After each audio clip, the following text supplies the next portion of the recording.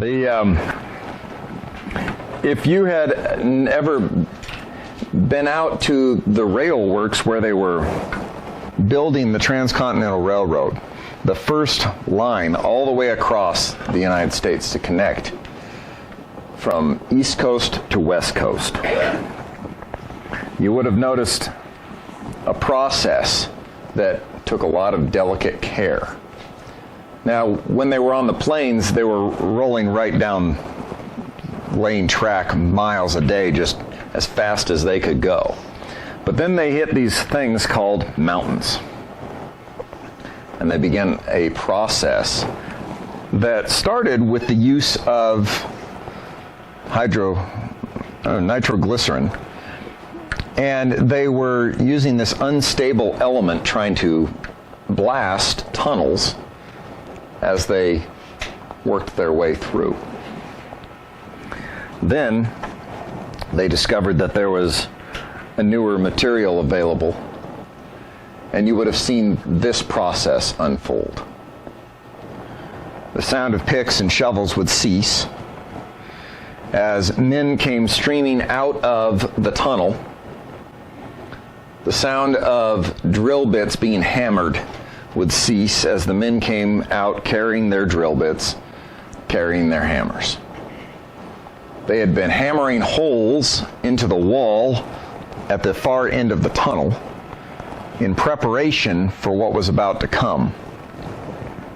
And now someone with special skill came forward. Someone who had been trained to do this. And they stepped forward with sticks of explosive, a little more stable than the liquid nitroglycerin. And they walked into the cave to the end of the tunnel, and then they began to stick those sticks in the holes.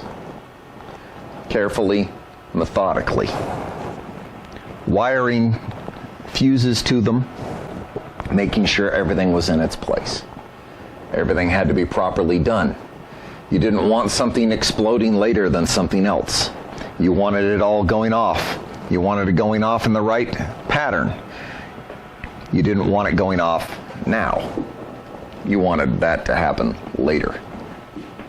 And so they were very meticulous, carefully placing each piece of explosive, carefully wiring them, carefully taking the wire out through the opening of the tunnel,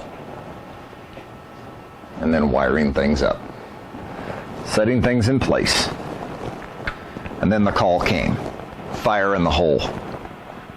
And a massive explosion would take place. Showers of dirt, pieces of rock come billowing out of the front of that tunnel as a few more feet of rock were blasted away. There would be a moment of silence, kind of waiting after that blast.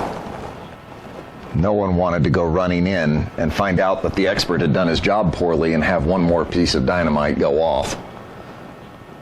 No one wanted to be that guy, and so they waited for a moment. And then the crowd began to move in. Picks, shovels, drill bits, hammers. And they began to clear out things and to begin the process again. And thus, the idea of handle with care was a part of one of the roughest enterprises ever, building the railroad. It attracted rough people. It was done most of the time in a rough way, but there was one area where you took care, and that was in blasting. So, as we approach 1 Timothy 5, we want to take care. This is a passage about care. So, look with me, if you will, at 1 Timothy 5. It says this: "Do not rebuke an older man, but encourage him as you would a father. Younger men as brothers, older women as mothers, younger women as sisters, in all purity. Honor widows who are truly widows. But if a widow has children or grandchildren, let them first learn to show godliness to their own household and make some return to their parents, for this is pleasing in the sight of God. She who is truly a widow, left all alone, has set her hope on God and continues in supplications and prayers night and day. But she who is self-indulgent is dead even while she lives. Command these things as well, so that they may be without reproach. But if anyone does not provide for his relatives, and especially for members of his household, he has denied the faith and is worse than an unbeliever. Let a widow be enrolled if she is not less than 60 years of age, having been the wife of one husband, and having a reputation for good works, if she has brought up children, has shown hospitality, has washed the feet of the saints, has cared for the afflicted, and has devoted herself to every good work. But refuse to enroll younger widows, for when their passions draw them away from Christ, they desire to marry, and so incur condemnation for having abandoned their former faith. Besides that, they learn to be idlers, going about from house to house, and not only idlers, but also gossips and busybodies, saying what they should not. So I would have the younger widows marry, bear children, manage their households, and give the adversary no occasion for slander. For some have already strayed after Satan. If any believing woman has relatives who are widows, let her care for them. Let the church not be burdened, so that it may care for those who are truly widows. Let the elders who rule well be considered worthy of double honor, especially those who labor in preaching and teaching. For the Scripture says, "You shall not muzzle an ox when it treads out the grain, and the laborer deserves his wages. Do not admit a charge against an elder except on the evidence of 2 or 3 witnesses. As for those who persist in sin, rebuke them in the presence of all, so that the rest may stand in fear." When you look at this passage, there's a general theme here, and it's a theme of handling things carefully. And you start with, how do we handle correction within the church? You'll notice his instructions to the young pastor here are instructions that aren't always easy to follow. He's already covered some things that might be considered, not only how you live, how you work, how you manage as a pastor, as Christians. There's already been some emphasis on humility, which we all need as we go along. But now there's an emphasis too on how do you handle issues that come up within the church. And you'll notice that to take care, he has several different things. And the first thing is take care in failure. This is an area that sometimes I can look back on my life and go, hey, I really see the Lord working in me because he did this thing. And I actually have slides, guys. You can advance it on there.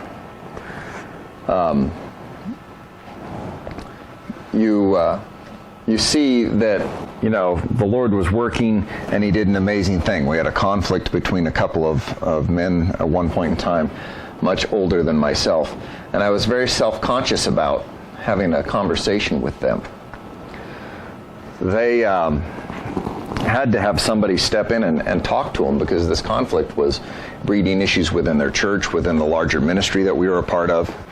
They had all sorts of things going on that they weren't even aware of because of this conflict. And so we had to have a talk. Within their church, it was a little awkward because they had a lady in charge of their children's ministry who didn't feel that she could correct 2 grown men. So it kind of fell to me. And I can look back at that time as one time that I treaded very carefully. We did it right. There are other times in my life I look at it and I go, not so good. That was in anger. That was a foolish way to handle it. That one, I didn't look at it quite right.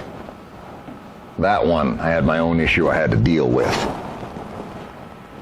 So understand as we approach this, you're not getting a dissertation from someone who has done this perfectly. But But here's our pattern that we need to seek to follow. And when we mess up, we admit it, we move forward. But here it is. He says, do not rebuke an older man. In a way, this is Paul's realistic look at how you deal with people. He says to Timothy, you've got some issues and you have some older men that are older than you. Don't go in heavy and point your finger in their face and give them the prophetic rebuke. At least not at first. But encourage him, as you would a father. Anyone ever tried to correct their father? Not a position any person ever wants to be in, especially if their father is a strong personality. Not a fun place to be. How would you do it? With care. And here he says, encourage, exhort. Exhort them to the better thing. And you'll notice, he says, younger men as brothers, and then older women as mothers. There's a level of respect here that blunts some of the criticism that comes with correction. There's a level of care in the church that should be taken as we deal with people. Younger women as sisters.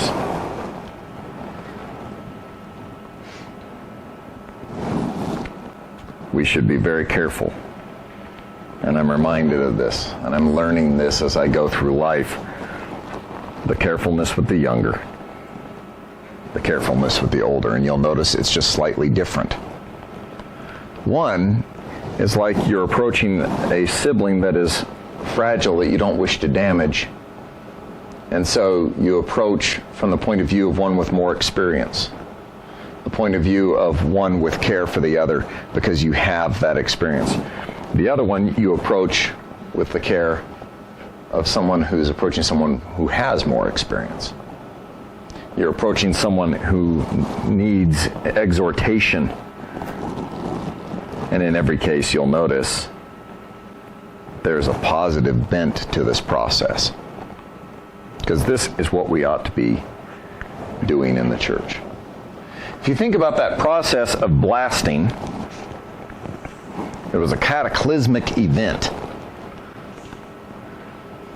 Whenever we have issues within the church, it's something of a cataclysmic event. Even if it's just a young man sitting with two older men, and those older men taught me a great lesson the night we had that discussion. Because I saw two men hear what had happened, what had gone on because of their conflict, and I saw them break before the Lord. They humbled themselves in an amazing way. Now, if I come in a little more hot and heavy, as I have at times in my life, I can imagine it wouldn't have gone as well. It was purely the Lord working that night. And I saw these guys teach me a lesson about humility, teach me a lesson about themselves willing to turn towards the Lord. So, you think about this taking care. We must take care in correction in the church. It must be a careful process. We take care because we ourselves fail. We take care because the people we are dealing with can be fragile, and we want to honor them. But you'll notice that in that process, the Lord can be greatly, greatly honored. And you think about that blasting, what happens? A cataclysmic event, but it comes very carefully. They didn't walk into the cave and throw dynamite on the floor. They didn't walk into the cave and start hammering dynamite into the wall. That's a good way to no longer be working on the railroad. but instead to be facing your Maker. It was a very careful, deliberate thing, deliberate process. You'll notice that not only do we take care in the church in failure, but we take care in need. The second thing here is a whole long description on widows. Now you'll notice what Paul says. He says, honor widows who are truly widows. Now what is it?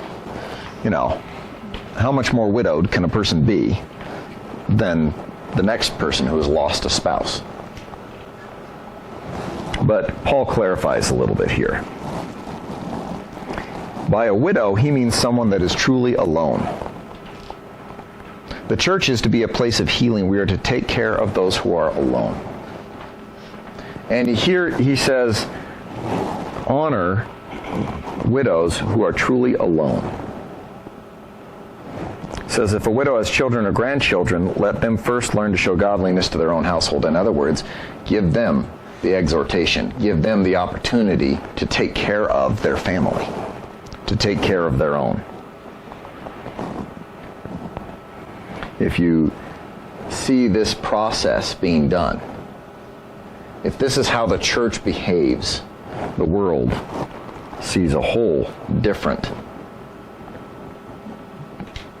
mode of operation, mode of thinking. And here he says, take care of them, but let their family take care of them first if they have family.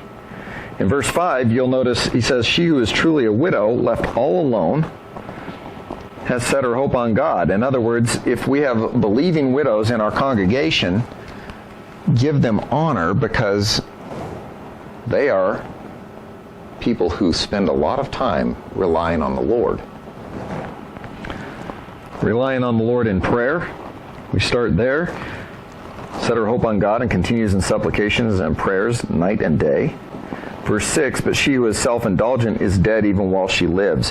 In other words, just like any man in the church, any lady in the church, a widow who is focused on herself is missing out on the spiritual life, the abundant life that God wants to offer. They're dead even while they live. Command these things as well so that they may be without reproach. It's a theme throughout Timothy. If you do these things, you'll be without reproach, Timothy. Pursue them. Paul knew he was giving Timothy a high standard. He knew Timothy wasn't perfect. He knew Timothy's flaws oh so well. He knew his own flaws oh so well. Paul doesn't refer to himself as the chief of sinners in other passages simply because of what he had done in the past. He referred to himself that way because of his own issues, his own problems. And he states this, not only do we want our widows and those who are relying on the Lord in their loneliness to be without reproach, but we want anyone in the church who has relatives to provide for them. It says anyone who doesn't provide for their relatives, especially members of their own household, has denied the faith and is worse than an unbeliever. You could say this is the first ministry within the church. Your family. You provide for your own. He's not saying if you don't have the best paying job, he's not saying that someone who is, in a position where they're not giving all these riches to their family is worse than an unbeliever. It says someone who does not provide. In other words, they live off the fat, they do their own thing, and they're not taking care. There's a lot of care to be taken within the church. To be worse than an unbeliever is a scary statement to me. I look at that and it's intimidating. Oh wow, I do not want to be that guy. But then Paul shifts back to the widow and he says this, let the widow be enrolled. When he's talking about this enrollment, he's not talking about taking care of a one-time need for a widow. He's not referring to looking at someone and having compassion for a situation they're in and helping them out of it. He's talking about a regular support. So the way the church at the time functioned, you had a lot of people that had, in the early New Testament church, given away property, had sold property, had given all the proceeds to the church. You had a lot of people that were supporting on a regular basis to a level that we don't really recognize now, so that the church actually, and you think about the overhead too, it didn't have quite the same. The church functioned a little differently. It wasn't so much of a corporation as it was a community. And because it was a community, they took care of people within that community. And when they had a true widow in that community, they would enroll her in the church and they would support her regularly. So when he's talking about this, there's not a harsh tone to it. It's a very careful tone. We take care in needing, and we take care of the needy. And this is what he says. Let her be enrolled. Let the church take care of her if she's not less than 60 years of age, having been the wife of one husband. In other words, having been faithful. He's not saying if she's been widowed twice, she is less deserving. No, he's using that same term that they use a little bit earlier, kind of for the husband of one wife. If she's been faithful in her relationships, if she has a reputation for good works, if she's brought up children, if she's done these various things, she is worthy of being supported by the church and supported regularly. That's what he's saying. Verse 11, he says, refuse to enroll younger widows. So, if they're very young and they're likely to remarry, especially in a place and time where when a woman remarried, she would take the religion of her husband usually. So you begin to understand his instruction here. It's not a harsh one at all. It's, if there's a way for this person to be supported, let them use it. If a young woman is widowed, let her remarry. No prohibition against it. But watch out. Be careful. Because he says, refuse to enroll younger widows, for when their passions draw them away from Christ, they desire to marry, and so incur condemnation. It's not for remarrying. It's for marrying someone of another faith and turning to that faith and turning away from the Lord, turning away from Christianity. Because as you'll notice, as he keeps going, he says, besides that, and he gives a reason, he says if someone is on support, and they are simply supported, they don't have a motivation to do what they need to do. That's what he means by becoming an idler and a gossip. You're on support, there's nothing that you're needing to do, and basically, what do you do? What fills the time? How do you fill your time? Take care how you fill your time. Because you can fill your time with gossiping about other people, talking about them, and attacking them. And he says, avoid that. So verse 14, so I would have younger widows marry. But he's saying marry another believer. Raise a family. Don't give up on life. Don't stop. And that's his instruction for the widows. And he says, don't give the adversary occasion for slander. In other words, the reputation of Christianity within the community, because how our younger women act, how our older women are treated. Don't give anyone the occasion. Take care of our widows, young women. Take care of your spiritual walk. Get remarried. Do what you need to do. Take care of your family. If any believing woman has relatives who are widows, let her care for them. Let the church not be burdened, so it may care for those who are truly widows. We have a finite amount of money. I understand that, basically. You can read in his letter here. Take care of those who truly need it. And those who don't, let your family take care of you. Take care of those who are in your circle who have need, so that the church as a whole can take care of those who are truly alone. And then he has this instruction about elders. We also need to take care in service. We take care of our servants and we take care while we're serving. It says, let the elders who rule well be considered worthy of double honor. In other words, those who teach, who preach, who do the process and do it well, give them a certain amount of honor. It's kind of funny because people look at it in different ways. Some people look at this as purely a salary type thing with an employee. Some people, you pull up to the church and sometimes there's a spot reserved for the pastor. I always kind of found that kind of funny. We had a spot that we used to park at the church where the pastors would usually park on the side door where we go into the offices.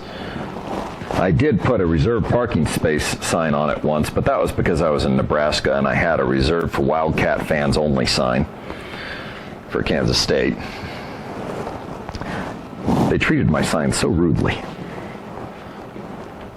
We were having a little fun with each other. But the fact of the matter is, we should be caring for those who serve within the church.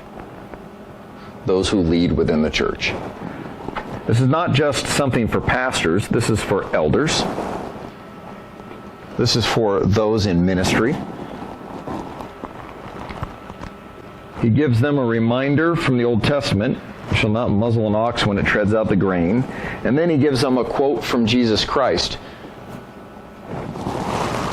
So even here we see Paul utilizing the words of Christ as scripture. The laborer deserves his wages. But then he gives a very important thing here. Do not admit a charge against an elder except on the evidence of 2 or 3 witnesses. And when he's talking about a charge, he's talking about a serious moral failing. He's talking about something that disqualifies them from ministry. And perhaps, to a lesser extent, smaller sins that they have not recognized and need to be approached on.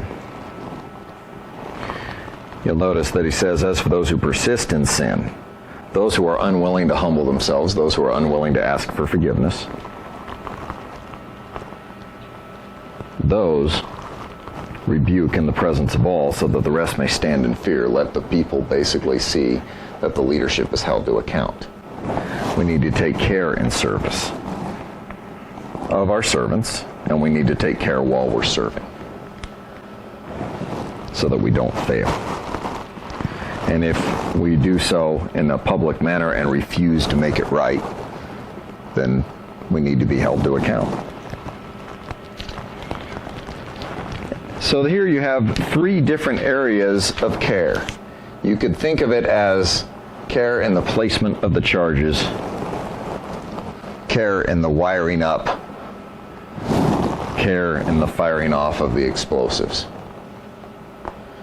And what does it do? In the end, it clears the way. Just like that railroad making its way through solid rock, the church forges forward. It goes forward through needs and issues. It goes forward through sin and correction. It goes forward through needs and problems and aloneness. It goes forward in service, in leadership. And ideally, this church that we form should be something that continues to surge forward, but we take care in the process. It shouldn't be a rough, self-righteous process. It shouldn't be a process of destruction. It's a process of creation. It takes a little breaking down of things sometimes.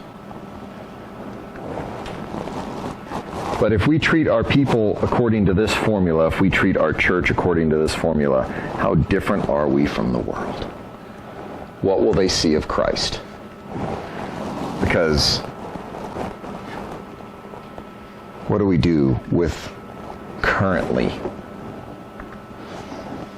our taking care of people in this country? We have programs that let people slip through the cracks. We have families that don't take care of their own. We have politicians, leaders, who run amok and do what they will. But in the church, we're to be the exact opposite. We're to take care of our own. We're to hold ourselves to account. We're to encourage and build forward. And we're to be something totally different to the world around us.